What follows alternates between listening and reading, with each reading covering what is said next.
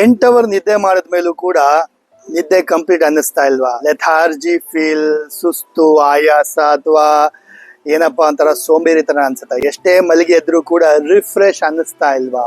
ಹಾಗಿದ್ರೆ ಚೆಕ್ ಮಾಡಿ ಸ್ನೇಹಿತರೆ, ನೀವು ಮಲಗಿರ್ತಕ್ಕಂಥ ಡೈರೆಕ್ಷನ್, ನಿಮ್ಮ ಮನೆಯಲ್ಲಿ ಯಾವ ಡೈರೆಕ್ಷನ್ ತಲೆ ಹಾಕಿ ಮಲಗ್ತಾ ಇದ್ದೀರಾ ಅಂತ ಹೇಳಿ ನೋಡಿ. ವಾಸ್ತು ಪ್ರಕಾರ ಬೆಸ್ಟ್ ಡೈರೆಕ್ಷನ್ ಯಾವುದು? ನೀವು ಸೌತ್ ಡೈರೆಕ್ಷನ್ಗೆ, ದಕ್ಷಿಣ ದಿಕ್ಕಲ್ಲಿ ನೀವು ತಲೆ ಹಾಕಿ ಮಲಗಿದಾಗ ಇದು ಬೆಸ್ಟ್ ಡೈರೆಕ್ಷನ್ ಆಗಿರುತ್ತೆ ನಿದ್ದೆ ಮಾಡ್ಲಿಕ್ಕೆ. ಅಂಡ್ ಅದು ಬಿಟ್ರೆ ನೆಕ್ಸ್ಟ್ ಬೆಸ್ಟ್ ಡೈರೆಕ್ಷನ್ ಏನಪ್ಪಾ ಅಂದ್ರೆ ಪೂರ್ವಕ್ಕೆ ತಲೆ ಹಾಕಿ ಮಲಗಂತದ್ದು. ಇದೆರಡು best. First option is south ಅಲ್ಲಿ ತಲೆ ಹಾಕಿ ಮಲಗಂತದ್ದು, ಎರಡನೇ ಆಪ್ಷನ್ ಈಸ್ಟ್.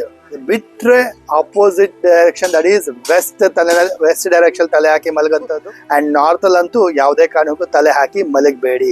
ಸೊ ಈ ರೀತಿ ಮಲಗಿದಾಗ ಏನಾಗುತ್ತೆ, ಇದು ನಿಮಗೆ ಮೈಂಡ್ ಡಿಸ್ಟರ್ಬ್ ಮಾಡುತ್ತೆ, ನಿಮ್ಮ ಒಂದು ಆಜ್ಞಾ ಚಕ್ರ ಇಂಬ್ಯಾಲೆನ್ಸ್ ಆಗುತ್ತೆ, ಜೊತೆಗೆ ನಿಮ್ಮ ಚಕ್ರಗಳು ಇಂಬ್ಯಾಲೆನ್ಸ್ ಆಗುತ್ತೆ. ಸೊ ನಿಮಗೆ ನಿದ್ದೆ ಬರೋದಿಲ್ಲ, ಕಂಪ್ಲೀಟ್ ಸ್ಲೀಪ್ ಅನ್ಸಲ್ಲ, ಅಂಡ್ ಆಟೋಮೆಟಿಕಲಿ ನಿಮಗೆ ಸುಸ್ತು, ಆಯಾಸ, ಜೊತೆಗೆ ಒಂದು ಲೆಥಾರ್ಜಿ ಫೀಲ್ ಕೊಡೋಂಥದ್ದು, ದಿನ ಪೂರ್ತಿ ಸ್ಟಕ್ ಆಗಂಥದ್ದು, ಕೆಲಸಗಳಾಗದೇ ಇರೋಂಥದ್ದು, ಅಷ್ಟೇ ಅಲ್ದಿರ ಅನಾರೋಗ್ಯ ಕೂಡ ಕೊಡುತ್ತೆ. ಸೊ ಚೆಕ್ ಮಾಡಿ ಯಾವ ಡೈರೆಕ್ಷನ್ ಅಲ್ಲಿ ತಲೆ ಹಾಕಿ ಮಲಗ್ತಾ ಇದ್ದೀರಾ ಅಂತ ಹೇಳಿ.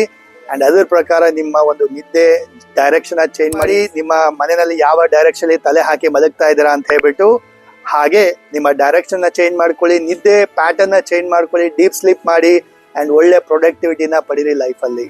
All the best. If you like the video, please like, share, and follow.